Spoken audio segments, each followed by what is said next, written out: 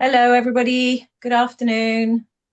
Thank you very much for joining us this afternoon. I've got just a minute or so to see if there are any additional people coming in. But welcome to the latest Seaside Heritage Network seminar. Please forgive my slightly dark profile. I've discovered that a bulb has gone in the room where I'm sitting. So I'm channeling the Georgians and sitting in the semi-dark as the evening falls. So apologies about that, but you're not here to see me, so it really doesn't matter because we have three very interesting speakers lined up for you this afternoon. And of course, the reason for running this seminar on Georgian women at the seaside is, of course, Jane Austen and the 250th anniversary of her birth. She was born on December the 16th, 1775, which I'm sure all you Austen aficionados in the audience will know anyway. But that is really the reason we are here. And it's a very good reason because it does give us the opportunity to shine a light on a period that we haven't really covered very much on the network before, going back to the Georgian era and the first era of the seaside, really. So I'm delighted that you've all joined us for this because we've got quite a mixture of different subjects here. We're going to be starting with Jane herself. And this is as a result of the recent museum exhibition in Dorchester. And so I'm very pleased to welcome Pippa Burr, who has been a freelance researcher for Dorset Museum and Art Gallery in the recent past and works for them as a volunteer currently on research and collections work. In her day job, she works for the Wessex Museums Partnership, which is an arts council NPO supporting 7 museums in Dorset and Wiltshire. So she's a busy lady. So we are very pleased that she's joining us this afternoon and is going to tell us about the exhibition she worked on recently and Jane Austen by the Sea. Thank you, Pippa. Thank you, Catherine. Hello, everyone. It's lovely to be here. I am just going to share my screen and hopefully everyone can see my slides. Lovely. So, Jane Austen loved a dip in the sea. He visited Dorset's coastline on holiday, and with 2 brothers in the Navy, she wrote of the sea as a place of not only leisure, but also adventure, fortune, sometimes hardship, and always freedom. Nearly all her novels contain references to the sea, where romance blossoms and dramas arise against its backdrop. And the image on your screen, on in the top right, this caricature by James Gilray of the Lady with the Parasol. He was a great caricaturist of the 18th century, and he depicts a very hot and bothered gentleman in the very sort of restrictive Georgian fashion, juxtaposed with this lady in a much more free-flowing dress. And it's interesting to think about just how liberating and freeing it would have been for people who first began to experience leisure by the sea. Our exhibition told the story of the sea in Austen's fiction and letters through objects from our own collections and significant loans from places including the Bodleian, Jane Austen's house at Chawton, and also Weymouth Museum. Many of the themes explored in this exhibition, such as cold water bathing, eating ice cream, dancing, and holiday romance, are just as relevant today. Our visitors explored a typical day on holiday in Georgian times, bathing in the morning and promenading along the seafront in the fashions that we were able to display. Here we have just 2 of the costumes that we were lucky enough to display. On the right is a pelisse, which is a long sort of overdress that was worn over your day dress. This would have kept the wearer nice and snug on a breezy day by the sea.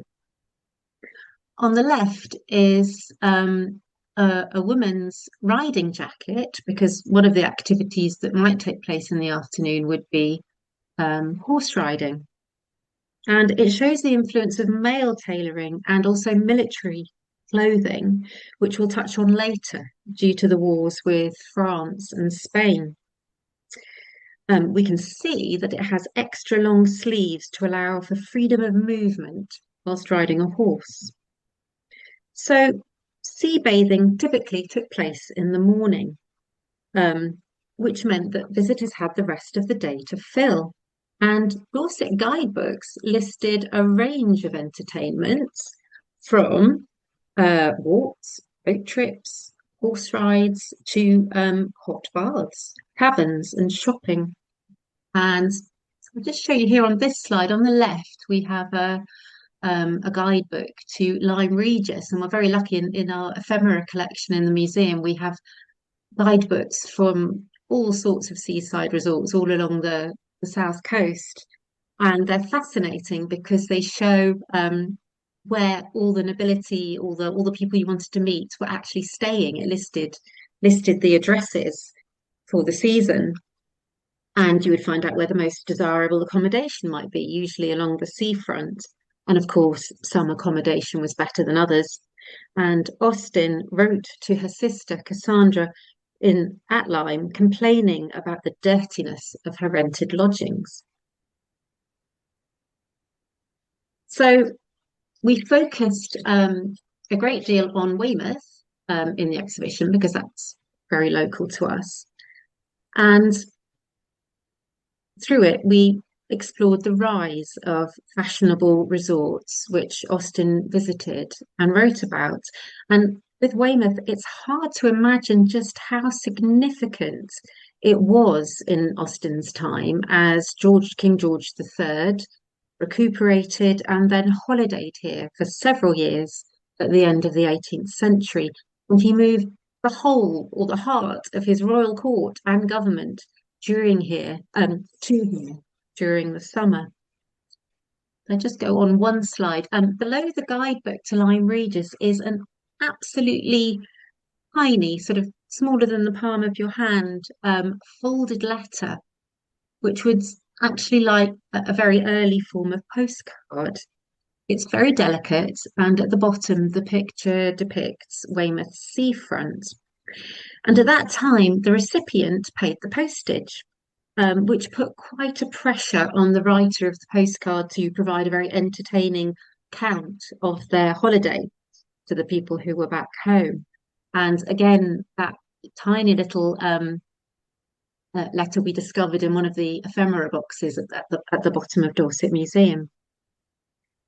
And one of my favourite artefacts comes next. And this is a book called Cursory Observations on Sea Bathing by Dr. John Crane, who lived in Weymouth and wrote this really important treatise in 1795, which influenced the rise of sea bathing as becoming this incredibly important pastime for the rich and the famous. And in the book, he lists illnesses curable by sea bathing, from rickets to rabies. He recommends bathhouses offering tubs of hot and cold seawater, and he also recommends drinking seawater in cafes for its purgative cures. And Austen herself enjoyed this fashion of sea bathing and told Cassandra, "I continue quite well, in proof of which I have bathed again this morning." And alongside Weymouth, we also took a look at Lyme Regis, a little further west along the coast, as a source of inspiration for Austen's writing. She holidayed in Lyme Regis in 1804 and wrote again to her sister Cassandra about dancing and bathing there. And she seemed particularly taken with the area, and her description of Lyme in Persuasion echoes those in contemporary guidebooks of the time. Because Austen's characters, they don't spend all their time in stifling drawing rooms. They often go out into nature to process what is happening to them in the plot. In Persuasion, Captain Frederick Wentworth and his party stand on the seashore in Lyme Regis. They are transfixed by the Cobb, the harbour wall known as the Cobb on the left, the scene of near tragedy when Louisa Musgrove jumps off the steps, hoping to be flirtatiously caught in Captain Wentworth's arms, but sadly falling onto the hard pavement below with near tragic consequences. And in the exhibition, visitors had a chance to dress up in contemporary replica costume in front of a wall-sized image of the Cobb. And also in this slide, I'm showing the exquisite, one of the first editions from 1818 of Persuasion, which we were lucky enough to be loaned from Jane Austen's house in Chawton. And of course, in Persuasion, Lyme is the setting for the rekindling of the romance between the heroine, Anne Elliot, and Captain Frederick Wentworth. And the sea symbolically rejuvenates Anne, and she regains the strength she needs to regain Frederick's love. And in the novel, Austen describes Anne as having her bloom and freshness of youth restored by the fine wind which had been blowing on her complexion. Now, one of our absolute highlights in the exhibition was this incredible interactive display, which was created for us by the students from Arts University Bournemouth from the Design for Costume and Performance course. And they based it on the Dorset coast, and the beach hut was particularly inspired by Austen's novel Sanditon. Dressing up costumes that you can just see on the bottom left picture were made by our textiles and costume volunteers. Visitors could try these on and imagine what it would have been like to be in the sea wearing these long cotton and linen gowns. They were based on an original design and stemmed from the shifts or chemises of day clothes which women wore, and also women would wear leather or oiled silk bathing caps. And I don't know whether John, whether you might talk a bit more about the whole dipping process. I'm sure you will. But bathing dress was not very hygienic, as they were rented from the guides on the beach and then laid out to dry after use. And there were complaints of illnesses being passed on through wearing wet clothes on a cold day. Sea bathing and its health benefits became fashionable during the 18th century, and the first known image of a bathing hut dates from 1735. During Austen's 1804 stay in Lyme Regis, she had a fever, but after a dip felt quite well again.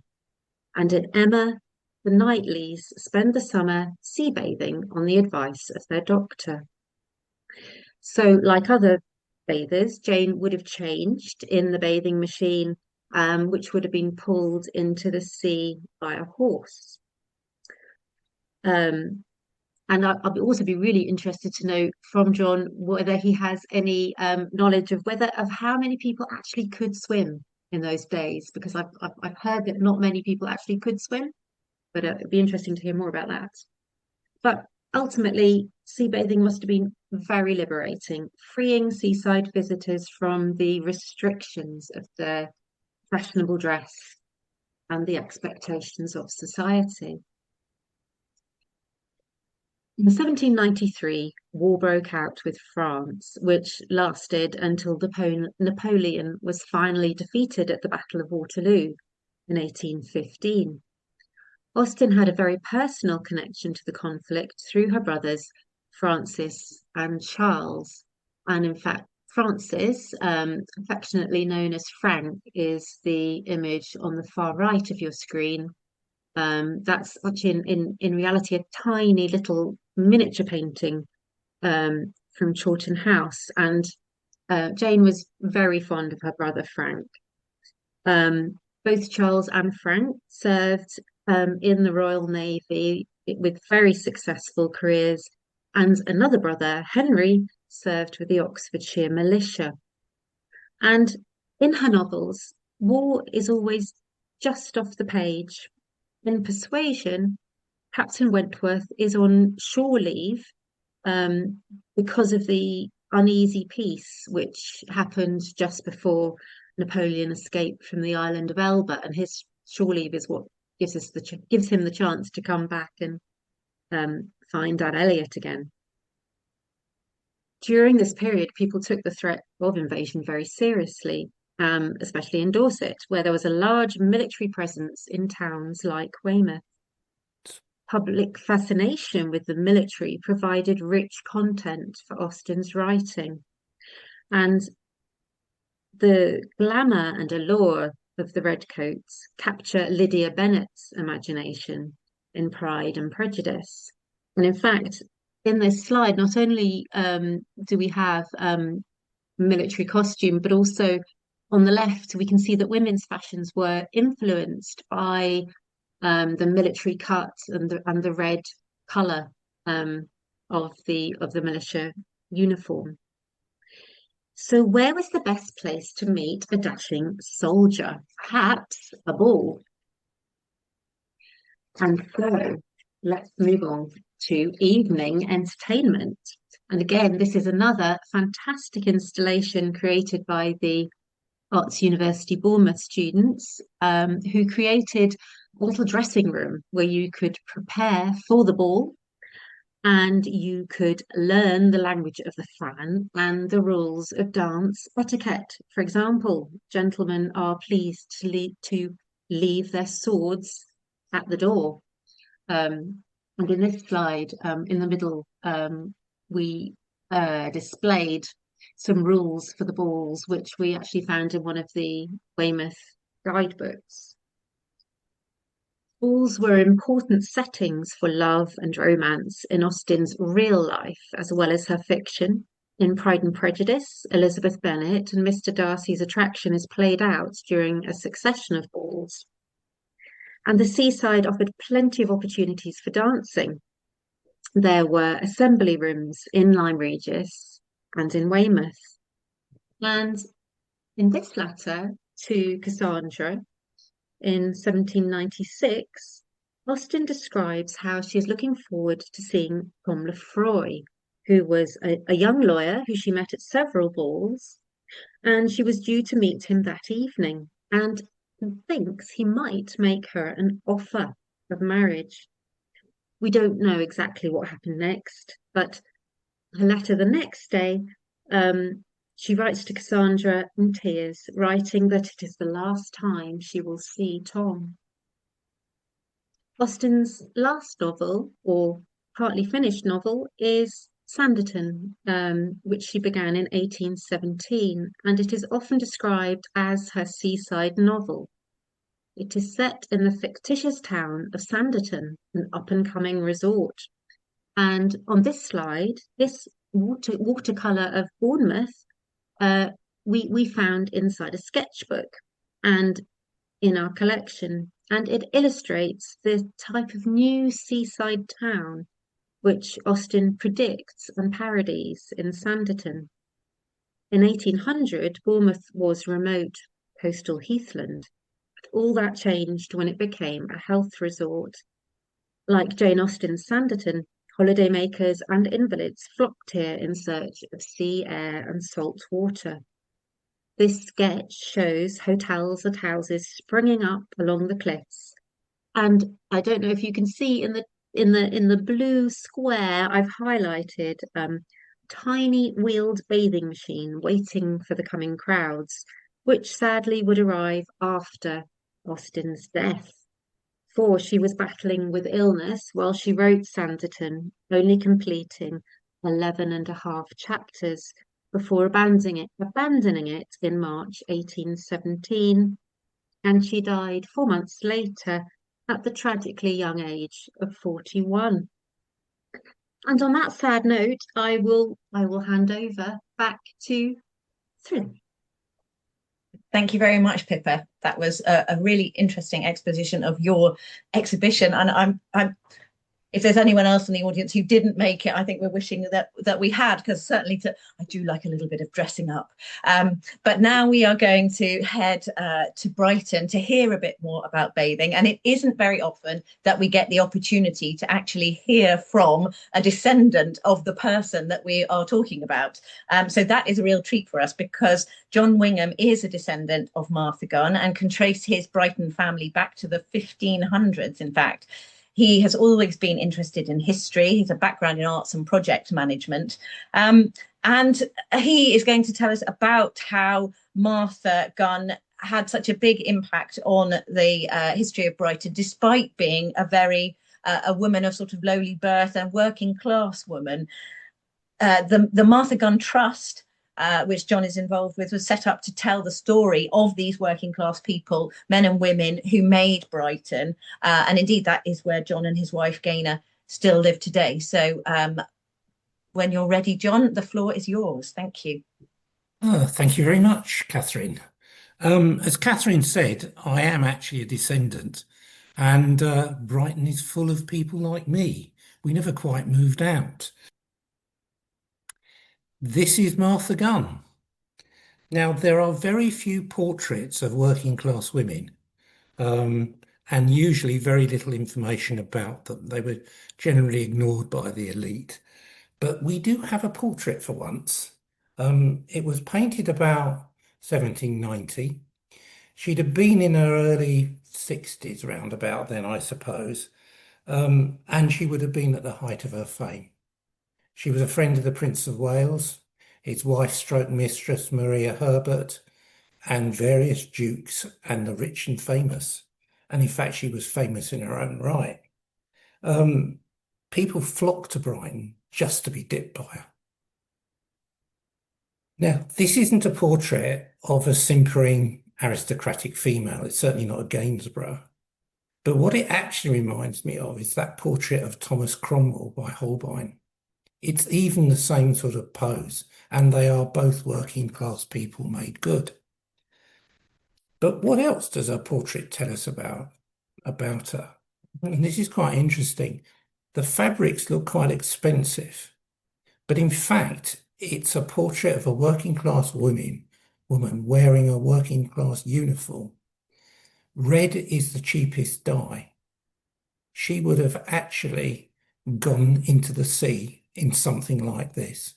As you can see, she's got a bonnet with a mob cap underneath. This was her working wear. She doesn't wear any jewellery. There's just her wedding ring. And there she sits. She was a mother. She had 8 kids. She had an awful lot of grandchildren. And she was a national icon. She's not a person to be trifled with, and we'll come to that later. But I want to go back to the beginning, which actually was really before she was born. In 1703 and 1705, the British Isles was hit by a storm. These storms were massive, perhaps bigger than anything we've ever experienced. Thousands died. The Royal Navy, in fact, lost 25% of its ships. For Brighton, it was catastrophic. Once it'd been the largest town in Sussex and one of the richest, and after the storm, it was the poorest, and its population had collapsed by 2/3. When Martha was born in 1727, the town was still recovering. All the gentry had left, and there was just the working class, the fishermen, the tradesmen. But it was a working class, although it was a working class town, it was a safe town for Martha. As a child, she would have played with her cousins and her aunts, and it was a happy time. The families were fishermen or tradesmen. They had many skills, from boat building, they could make wagons, wheels, they could do it. And as a working class girl, Martha would have had no education. In fact, we're not entirely sure. We think she could read, but we don't think she could write. In 1735, as Catherine's mentioned, the first bathing machine turns up, actually in Margate and Scarborough, we think. And sea bathing rapidly became the great Georgian health craze. It was a cure for everything, as we've seen. And the greatest exponent of it was a Dr. John Russell, who lived in Lewes, which isn't actually very far from Brighton. And in 1750, he published the definitive textbook on sea bathing and eventually moved to Brighton, where he opened a practice. Brighton's families had all the skills to take this as an opportunity. They built and they operated the bathing machines. And by the late 1740s, they had the beginnings of a thriving business. Everyone was expected to work. Martha became a dipper.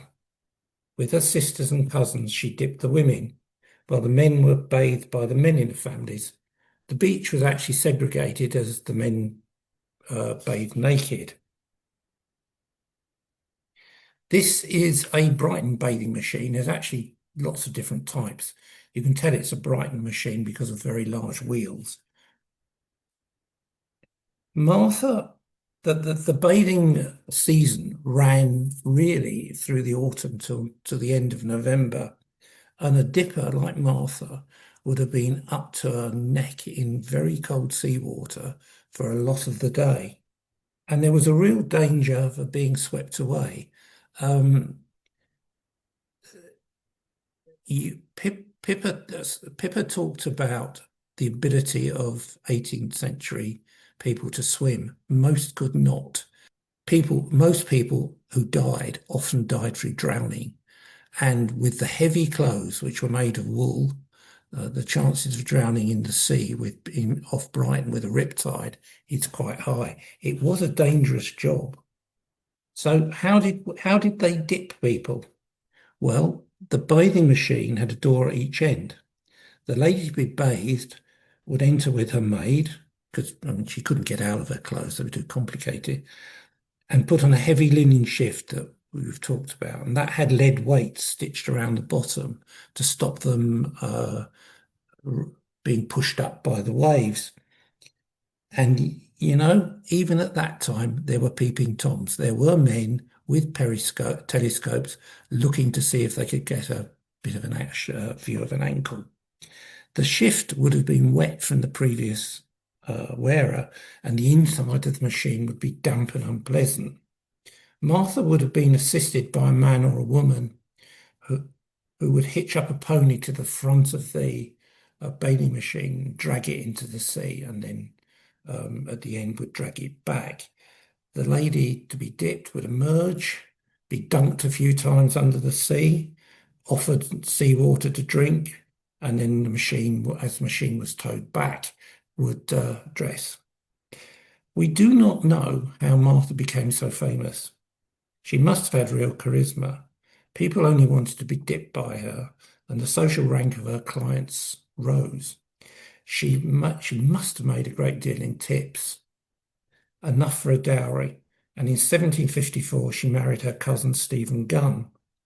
This in itself was unusual, as she would have been in her late 20s, much older than was normal. Martha then went on to have 8 children, yet continued to work as a dipper. Her fame continued to grow, and as she became more famous, so did Brighton. She became a national icon, the famous Martha Gunn, or the Queen of the Bath, as newspapers described her. People would point her out, and although she never left Brighton, she became famous across the country. To develop and manage the business, the families formed a company of bathers. Martha and her husband Stephen were at the centre of its development. From what we know, the dipping operation was one run by the women, probably to give a pretense of competition. Martha's niece and my great-grandmother, Elizabeth Wingham, set up a rival operation with separate ticketing, but it was all a sham. As far as we can see, the company of bathers still controlled everything. By the 1750s, Brighton had started to attract the cream of Georgian society. Many came only to be seen and dipped by the increasingly famous Martha. The town expanded rapidly. In 1757, the first assembly room was opened, and in 1770, the racetrack. More ballrooms, assembly rooms, a theatre, and a library followed. Martha, of course, would never have been invited into a ball, although she did actually go to the races. In fact, her cousin Smoker Miles, who was also a friend of the Prince of Wales, had a cup named after him, the Smoker Miles Cup. She continued throughout her life to appear in cartoons, artist drawings, and the press until her death. One measure of her fame is that Toby jugs that were usually generic at this period were made of her. There were actually, during the Georgian period, only 5 different generic, non-generic jugs. And actually, they're still being made today. This cartoon, in a way, is a measure of how famous she'd become and how the state was prepared to use her. It was published in 1794. Now, a lot of people today think this was actually a joke, but the key is in the date. 1794 was the height of the French Revolution and the Committee of Safety, which was executing people by their thousands during the Terror. And if you think of it that way, it ceases to be a joke. In Britain, there was a real fear of invasion and of the lower classes turning on the aristocracy. What was just as bad was the French attempts to spread ideas like Paine's Rights of Man, Liberty, Egalite, etc. The cartoon is clearly set in Brighton, the adopted second home of the Prince of Wales's political set. In the background, you can just see British redcoats shooting down the French as they come ashore. Martha, seen by the government as a representative of the loyal working classes at the centre. She is shown with the other dippers beating up rather pathetic French intellectuals and lawyers. Note the glasses, and they're rather elderly as well.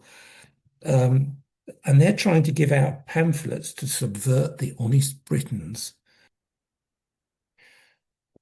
By 1783, when Martha was 56, Brighton had become Britain's most fashionable seaside resort. It was, with Bath, parts of the Georgian elite season. The year would start in spring in London with the coming out balls for debutantes, then on to Bath for the summer, finishing in Brighton for the autumn. In 1784, Brighton's closeness to London and relaxed social attitudes attracted the Prince of Wales, later George IV. With his mistress, Maria Fitzherbert, he started to build and modify the pavilion. This isn't the pavilion we know today, by the way. This is an early version of it. He continued to alter it all the way through to the, I think, the 1820s. Martha, already a friend of Maria and the prince's brother, became a friend of the prince and was a frequent visitor to the pavilion. When she was born, the town had a population of less than 2,000. When she died in 1815, the permanent population was 12,000, and the town had a thriving tourist industry thanks to her charisma and tireless promotion. Martha was a crucial element in Brighton's development. Without her, we think that the elite and the Prince of Wales would not have come to Brighton. It would have changed the history of this town completely. Women of the 18th century were very restricted in what they could do or own and were economically dependent on their husbands. Apart from aristocratic exceptions, or artists or writers like Jane Austen, working class women were nearly invisible. Not so Martha. She broke gender and social and class divisions. When Martha died in 1815, she was 88. She is buried with her husband Stephen in the churchyard of St. Nicholas. This is actually her gravestone. Thousands turned out to her funeral, recognising her importance. She was, in her lifetime, a national figure as well as an icon of Brighton and the embodiment, actually, of our city. She, together with the fishing families who formed a company of bathers, made Brighton what it is today. There is one other reminder of Martha and Brighton's history: our beach huts. The bathing machines became obsolete around about 1900. So what did we do? We took the wheels off them and made them into beach huts. If you're interested in any more information about Martha, and you want to see her portrait, you can go to Brighton Museum. It's got many, many drawings and cartoons, and you can also go to the Trust website. So this is the information that you may need. Thank you very much. Well, thank you very much, John. That was excellent. Okay. We were hoping and we speculated, didn't we, that there might be another descendant in the audience. And it's not quite from Martha, but Liz Denton says in the chat, she's in Scarborough, North Yorkshire. Her ancestors were from Brighton. Her 5 times great-grandfather was John Smoker Miles. So there you go. I think she needs to get in touch. Yes, absolutely. Well, I'm sure we can arrange that via the Seaside Heritage Network if you would like to do that. So, but that's absolutely fantastic. So she in fact is my cousin. Well, there we go. This is marvellous. Who knew that we could be facilitating a sort of family reunion here? This is marvellous. Right, without further ado, we've got Pauline, who is a descendant of Martha too. This is we seem to be needing some tissues or something for all the get together.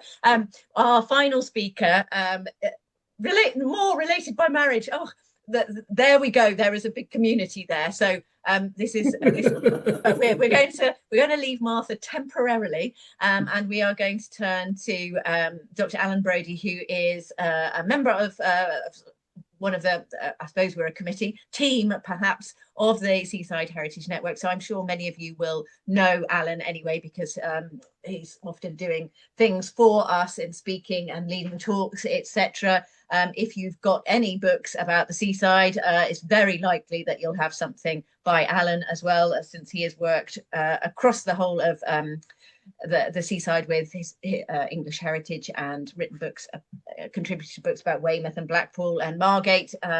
So it probably doesn't need any further introduction. Allan is going to delve into the diaries of some Georgian women now for us. So Allan, it's over to you. Yeah, thank you, Catherine. Since I got interested in the seaside, I've been collecting published and unpublished letters and diaries, particularly the Georgian period, which is where my main sort of research has been. And I just want to share just a few sort of insights into what a seaside holiday was like in the Georgian period. And I want to start with somebody at the absolute top of society. This is Sarah, Duchess of Marlborough, born 1660, dies 1744. And this is her modest pad at home that she gave up to go to Scarborough in 1732 because she wanted to get her gout treated. So she was giving up the luxury. This is brand new in 1732. The work had only just about finished on building Blenheim Palace. And she went to this place, which I'm going to upset people in Scarborough, but is a little bit lower in status than Blenheim Palace. And the reason she went was not to bathe in the sea. People were bathing in the sea by this time. That's this famous Setrington view there on the top of 1735. But to come to the spa, which is in the bottom left-hand corner. And so on the 11th of July, 1732, she writes, "I will begin with some account of this place, which is the worst that I ever saw in England. I have been at the place where they assemble to drink the waters, very different from Tunbridge or the Bath." By the Bath, she means Bath. "Very dirty, and expresses vast poverty in every part of it. It is besides so extremely steep and disagreeable to get to in either in a coach or chair, that I resolved to go no more, but to take my waters at home. But there was one thing I saw today which is such a curiosity that I must tell you of it. If you're easily offended, please turn off now." There is a room for the ladies' assembly, which you go up a steep pair of stairs on the outside of the house like a ladder. In that room, there is nothing but hard benches, which is a punishment to sit upon. When the waters begin to operate, there is a room within it, where there is above 20 holes with drawers under them to take out, and the ladies go in together, and see one another round the room, when they are in that agreeable posture. And at the door there is a great heap of leaves, which the ladies take in with them. I came home as fast as I could, for fear of being forced into that assembly. So what she does is she still wants to get the benefits of the waters, but what she does is order up bottled water to be brought to her lodging in one of the very ordinary houses in Scarborough. If we go on a few years, we'll go to somebody who does actually want to go into the sea, and this is Fanny Burney. She was from a fairly comfortable background, but of course, following her literary success, eventually comes into the circle around George III, and I'll come to that in a moment. But before that, in August 1773, she visited Teignmouth she calls it, and she stayed on a thatched and whitewashed cottage on the Den. Now, the Den is the seafront sort of open area at Teignmouth. And I've never been able to find a view of it before the major redevelopment at the beginning of the 19th century. But that gives you some idea of the geography of it. On the 1st of August 1773, she writes, "Teignmouth is situated the most beautifully of any town I ever saw, or perhaps in England ever can see. Mr. Rishton's house is not in the town, but on the Den, which is the mall here. It is a small, neat, thatched and whitewashed cottage, neither more nor less. We are not 100 yards from the sea in which Mr. Rishton bathes every morning. There is no end to the variety of delightful walks and rides which this sweet spot affords." And she goes on to talk about the activity, all the entertainment that's going on, and the fact that during the summer all the prices are hiked up because of the number of people who are visiting Teignmouth. 2nd of August, she writes, "We are just going to Teignmouth races, which indeed are to be held in sight of our house. The sport began with an ass race. There were 16. Some of them really ran extremely well. Others were indeed truly ridiculous, but all of them diverting. Next followed a pig race. Imagine my surprise when I put in Google, or other search engines are available, pig race, and found that there's still a very active community of people who undertake pig racing in Britain and America. There was then a cricket match, and then she says the Teignmouth Games concluded the day after with a rowing match between the women of Sheldon, a fishing town on the other side of the river, and the fair ones of this place. For all the men are at Newfoundland every summer, and all laborious work is done by the women who have the strength and hardiness which I never saw equal before."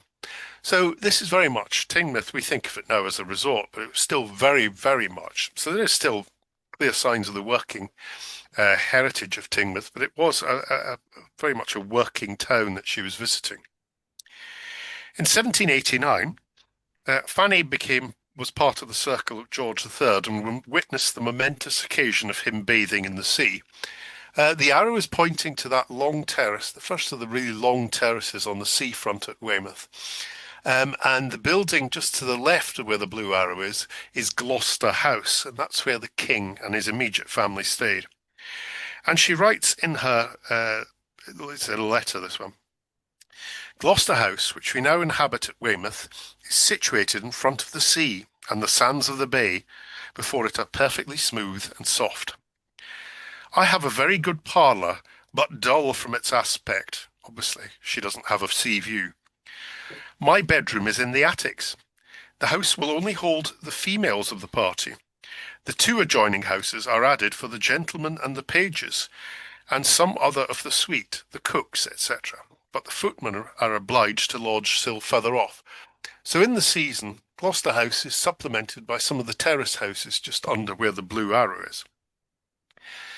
And then she goes on to say, The king bathes, and with great success a machine follows the royal one into the sea, filled with fiddlers who play God Save the King as His Majesty takes the plunge.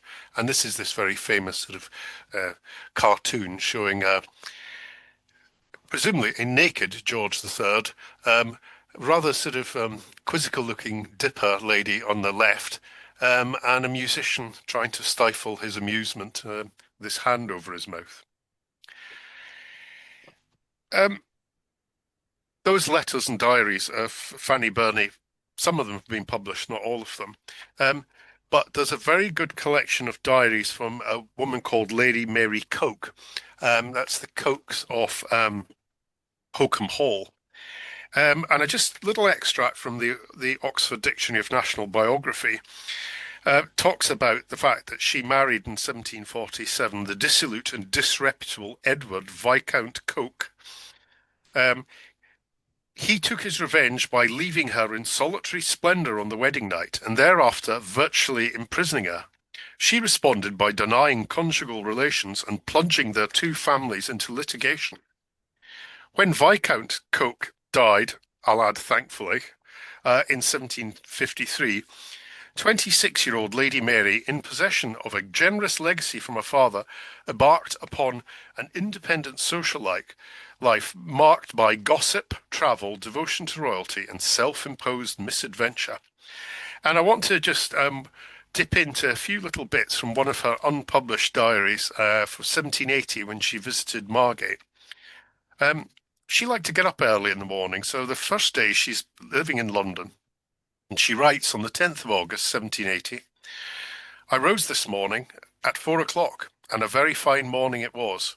What a vast deal of time one loses by lying in bed till 7 or 8. She then gets in a chaise, a two-wheeled coach, and drives down to Canterbury, where she stops for a glass of lemonade.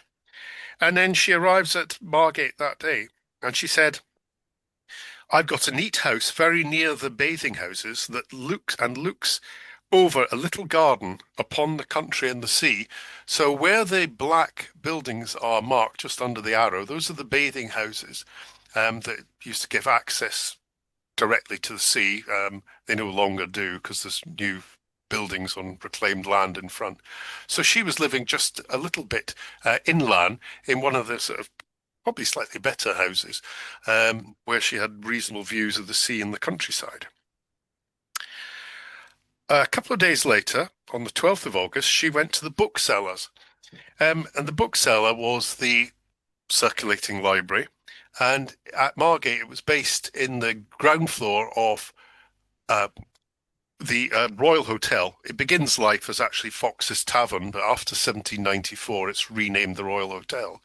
And she actually talks about going to the bookseller's shop, which is in the ground floor. She did not like going to assemblies. She didn't like going to balls. She writes on the Sunday, the 13th of August, "The public rooms I have not gone to. A great deal of company in hot weather is horrible, but there are two coffee rooms for ladies as well as gentlemen close to the sea, which have long open galleries over the sea." So again, she doesn't want to go to the assembly rooms, but she wants to be sociable, and she goes to the coffee house to meet fellow sort of socialites. A few days later, she talks about sea bathing. She was a very keen sea bather. Virtually every day she was in Margate, regardless of the weather, she'd be in the sea. She writes on the 18th of August, "We have a prodigious quantity of rain this morning, but no weather prevents the bath here, and you are as little seen as if you was in your own room, for the machines you go in at the end are like a wagon, and when you bathe let down and form a covering upon the sea, which is to me very agreeable." So she was going into one of these bathing machines from one of the bathing rooms you can see behind, and then going out into the sea and then coming down the back stairs and bathing in under that hood. You see machine D, the hood is let down and she's just bathing in the sea under that to give her a little bit of privacy and a little bit of protection from the sea. She was a gossip. She did like a good chin wag, and she writes about some of the sort of gossiping stories. I won't read this one, it's quite long, but I'll just begin with the beginning and the end of her diary entry for the 30th of August, 1780. And she writes, "When the company was reduced to 3 or 4 in the bookseller's shop, the conversation turned upon the history of the present Chancellor and the sister of Sir William Lynch." And she then goes on about the scandal of how he got this young woman pregnant. She denied how she was pregnant. She denied that she was pregnant, and it was only when she was giving birth that she had to admit that she had been pregnant. She has a great long sort of story about this scandal, which happened a few years earlier. But the end of the entry is very amusing and very puzzling. "I have just heard the Prince of Wales has been in the utmost danger from a surfeit of melon, but he has recovered." So for some reason, he's gorged himself on melon and is then unwell. She finally leaves Margate on the 7th of September and travels back to London. So she was down in Margate for about best part of a month, certainly with just over 3 weeks. Now, if we come 50 years further on and much lower down the social scale, we come to an unpublished diary of a lady called Mary Figgins. I have tried to find out something about her life, but I know nothing about her apart from this diary. She came to Margate with her sister Rose, who spent all 3 weeks in Margate, at least 3 weeks, being ill, and her brother Vincent, who actually had to go up to London for work during the holiday. So this is 1828, now nearly 50 years later on. She travelled by coach to the wharf, where she got on a steamer and had a pleasant voyage to land at the pier. And we know that they lodged in a house in Union Crescent, and it's one of those houses there. And I've still not been able to pin down which one of the houses it is. We get a little description of the house on the 5th September, where Mary writes, "Vincent, before he went back to London, agreed to take the lodgings for a month. They are in a large house at the back of town. We are very well waited upon, and we are very comfortable with the exception of one thing. Namely, the person at whose house we are lodging in is a music master, and whenever he is in, he is what Vincent calls tormenting the violin. Mr. Wilson," an old school friend of Vincent, "Mr. Wilson likewise plays, so that between the two of them we have scraping nearly all day." Mary's daily routine by modern standards would be considered to be pretty dull. It included buying food at the market or shops in the morning for their landlord or landlady to cook. They would walk on the beach. They would go on walks to nearby places, visit the bazaars and libraries, and in the evening they would go out and maybe listen to some music, maybe play some card games or enter a raffle at one of the bazaars. On the 31st of August, which is a fairly typical day, she says, "We went to the market and laid in a store. Then they went for a walk to Dandelion or Dandelion, which is an old sort of medieval, late medieval sort of fortified house, which had been turned into a bit of a pleasure garden.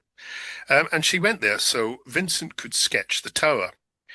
Rose had to have a nap on the sofa in the afternoon, and in the evening they went to the jetty." Just to explain, the jetty is the sort of curved structure you can see in the bottom right-hand side, the right-hand image on the slide, and the pier is this stone structure you can see behind. The pier had 2 levels, an upper level, which was a promenade which faced outwards, so you could look out to sea, but you had to pay a penny for that. And then the inner part you could walk around, but that only looked over the boats that were in the harbour. So she talks on this day about going to the jetty, but found it very damp, and not being inclined to pay a penny, we went on the lower pier. So she's talking about just walking round the inside of the stone pier rather than the jetty. Then they went on to boulevards, where there was a new room fitted up with a piano, and a boy who plays the harp, and a lady who sings occasionally. And there was all sorts of sort of gambling tables there, and you could enter raffles. She then went on to the French Bazaar, then the Temple of Fancy, and then on to Bettison's Library, but the music at both places was inferior to that at Boulevards. They then came home, had a bit of supper, probably about 8 or 9 o'clock, had a game of whist, and that's a fairly typical day. On Sundays, she and her family would go to church. On the first Sunday, the 4th of September, they went to church. They met Mr. and Mrs. Brown of Peckham and their 2 sons and Mrs. Charles. After church, they went for a walk on the jetty, but it was very windy and it rained, so they stayed at home in the afternoon. On the second Sunday, 11th September, they got to church when the first lesson was being read. Then they got home, rained the rest of the day, went back to their apartments, back to their rooms.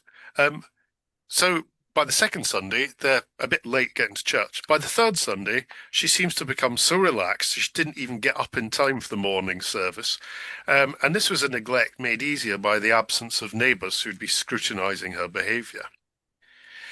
As I mentioned earlier, Vincent had to go to work during the holiday, and he mentions this happening a couple of times. And this is a precursor of something that would be called the husband's boat later in the 19th century. And so he goes up to London on the 5th September, and then he comes down, back down on the 13th September. And she talks about that day when Vincent was coming back. She said, "We went to the market, then we had a stroll on the pier. Now, after dinner, which would have been early mid-afternoon, they returned to the harbour to see the steamships. But they were too early for the steamships, so they went to the fort, which was an area of Margate near the harbour. The packet, the steamship, the Magnet, was the one that Vincent was going to be on, but it was too rough to dock. So she went to Ramsgate. Rose almost cried and wanted to walk to Ramsgate. Instead, we hired a fly, a small coach, and got to Ramsgate just as the packet, the steamship, entered the harbour. But Vincent was not on board, because Vincent had decided not to get that steamship, but to get an earlier one. And this is the level of sort of trivial sort of insight that you get from these diaries. And then again, Vincent stays for a few days, and then on Monday, the 19th September, they again see him off and going back to London. And then the diary just ends abruptly on the 21st September. As I say, I know nothing about this lady, but what I'm now working on, will be working on probably for the next 2 or 3 years, is looking at the Seaside holiday through these sort of detailed sort of Georgian diaries and letters. And you know, hopefully in 2 or 3 years' time, this will come out as a book. And I think it's a really interesting way of just getting to know more about the seaside. I've focused largely now on in the past on buildings and places, and so it's quite nice now to turn to the people and their writings. That's my only conclusion. So thank you for listening.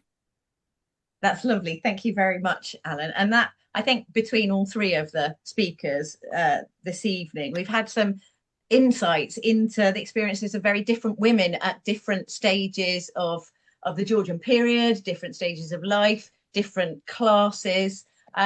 So if anybody has any questions that you'd like to put into the chat, that would be fantastic. I am going to give a plug while you're thinking up your questions for our next online seminar, which, like this one, is free, takes place on Wednesday, the 21st of January. We're going to be talking about wonders of the deep. So if you're wondering what those wonders might be, then you can find the information on our website. We've also got some exciting news for next year, because we will be going out and about, leaving our computers behind for 2 major events. We're having another seminar with Historic Buildings and Places, which we're delighted to announce will be on the 26th of June at Saltdean Lido, no less. So that should be really exciting. And then we've got our big day out in Scarborough, celebrating its 400th anniversary as the world's first modern seaside resort. So there's plenty of opportunity for you to get around the coast and come and say hello to us in person. Would anybody like to ask any questions? My goodness, the chat is currently, we've had lots of nice hand waves, so that's always good. I did see earlier a message from Sue Berry to you, John, about a potential seminar with the Regency Society. So maybe I will, if I put you 2 in touch, hopefully that's okay, Sue. Yeah. if you open up the chat, you might be able to see it on there, but I've got Sue's email address, so I can pass that on to you. Keep the flag flying for Sidmouth, Philip Long. Absolutely. Excellent. I'm sorry, I should have been thinking up questions myself while everybody's been chatting. But would anybody like to launch in? I mean, it's very interesting how these diaries do survive on these, and when we've got Jane Austen's letters as well. Anya, please.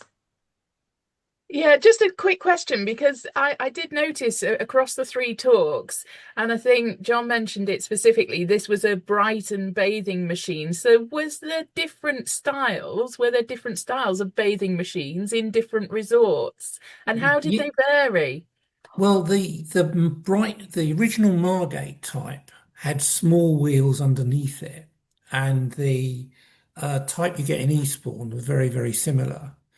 The Brighton, I mean, the wheels were probably about 5 foot high, and they were wide and had studs on them to take them across the beach. You couldn't actually turn them. They had no mechanism to do that. So basically they were dragged down and then dragged back. There do seem to be a number of different types, basically on the size of the wheels, but there are illustrations of very, very elaborate ones with, elaborate roofs, different windows. They usually had 1 or 2 little side windows just to ventilate them, but some of them look like much later early railway carriages, but albeit a lot smaller. I mean, they probably weren't very well maintained either, and I mean, from what I've seen of certain accounts, you could be standing there and the sea would be coming up through the boards of the floor, but they weren't nice. They were very expensive, though.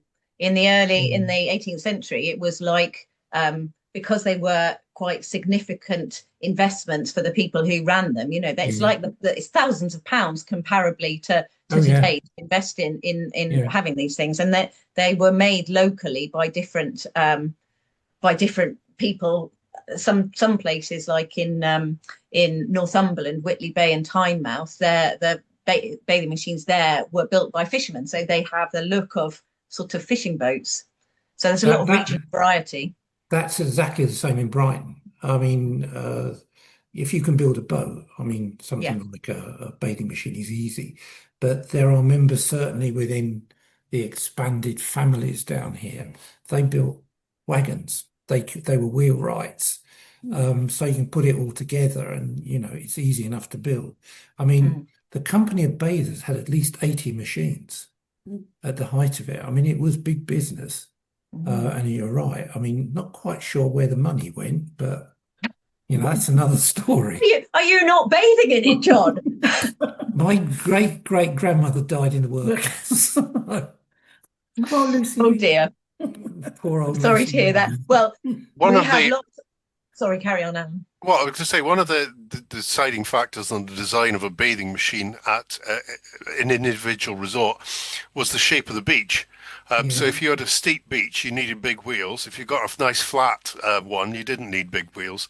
And the other thing is that you've got to think of them as 2 sort of parts to the structure. So the chassis and the wheels probably would last 50 or 100 years, whereas the hut on top probably rotted and had to be replaced every 5 or 10 years, because they're just very lightly built, and that would be the thing that would succumb to sort of damage in storms. And there's a variety of the screening methods. There's photographs of bathing machines at Dover that have like solid screens sticking out the back, whereas the classic Margate one is the caleche, the sort of the hood that comes down at the back to bathe, in privacy, like the one I showed. So there is sort of variety, regional variety, as well as local variation in bathing machines. Absolutely. And Therese says bathing machines in New Brighton had adverts on the side, such as Pear's soap from Levers in Port Sunlight. And you see that around the place. There's a particular era, it's the Victorian era, when all these big businesses get going. So Beecham's Pills was another one. Singer sewing machines, they advertised on bathing machines as well. You've got a captive market there on the beach, haven't you? Tim Shardlow asks, does anyone know if specific foods were recommended in these resorts to complement the healthy regime? Anybody come across that? I'm actually in the process of publishing a book on Martha's recipe book, which is in Brighton Museum. There is one, I don't think she actually offered drinks, but there is a recipe for what the Georgians called shrub, which is a sort of an early form of cocktail, which uses a gallon of brandy and 40 lemons, which presumably would warm you up after being dipped. And there are several like that. I'm rather hoping that's not one serving, John. Yeah. There are accounts of how you should drink seawater mixed with red wine, which is mildly disgusting. But the one that I find most disgusting is with milk. It just seems the most revolting way to consume seawater. They seem to do cocktails with milk, milk, brandy, and lemons. It's very strange. Yeah. Mine really boggles. If you look at Brighton, you also find doctors, and you may have seen this, who write to inland clients suggesting that they send Brighton water up to them if they're not sending their children down, etc. I was very amused to see that one of the houses involved in this correspondence is now a National Trust hotel. In the 1730s, Scarborough was sending between 30 and 40,000 bottles of Scarborough spa water to London in a year. When you go to Scarborough now, the spa water is a rusty trickle just coming out of the sea wall. That's all that's left of it. But that's a huge amount of water. I think there must have been some con going on of some sort. Yes. The thoroughly noxious spa waters at Hove are still more or less going. And Russell directed some people there to drink them. When you walk past it in the park today, I think you probably would decide it wasn't your thing. But it's still there, and it's got a lot of iron in it. Everybody looked really sad, and there's a lovely little picture of the spa house. And they're united in their miserable expressions. Well, there's a very amusing description of visiting a spa. I can't remember which one it was. I think it might have been Sadler's Wells in London. And the description is about the appalling sight of ladies rushing into the bushes after they'd drunk the spa water. So at least Scarborough had built a facility for that. But some of the other spas, it was a little bit more rustic. Yes. Does Jane Austen ever write anything about the sort of experience of? Did she drink seawater? Do we know?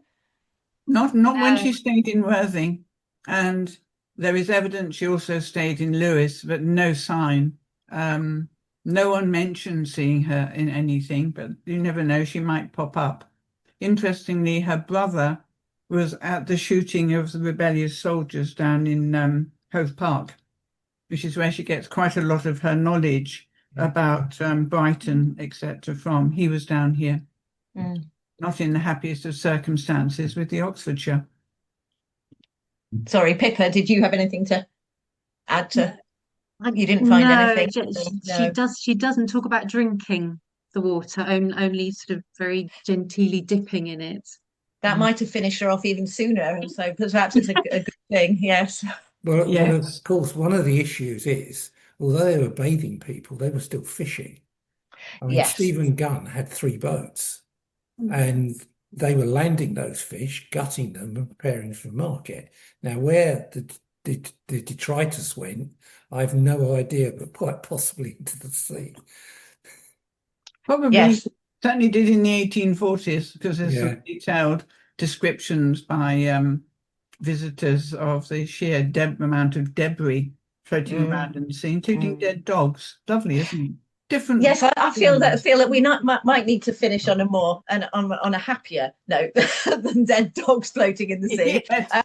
But I hope that people have, well, I know that people have found this an interesting session because they are saying so now in the chat. So thank you very much to our speakers, to John Wingham, to Pippa Burr and to Allan Brodie. It's been really interesting. Yes, you're getting a round of applause from Anya and from myself. So thank you very much for coming and supporting the Seaside Heritage Network. Do keep an eye on our next mailings, and we've got lots of other seminars coming up in the new year. That first one in January is available to sign up for now, and then I think Seaside Gardens is next on the agenda. Yes, I'm getting the thumbs up, so that's all good. So I think probably it's about time to call it a day for this evening. Let you busy people all go and get some supper, but thank you very much indeed for joining us, and we hope to see you next time. Thank you. Very good. Thank you. Thank you.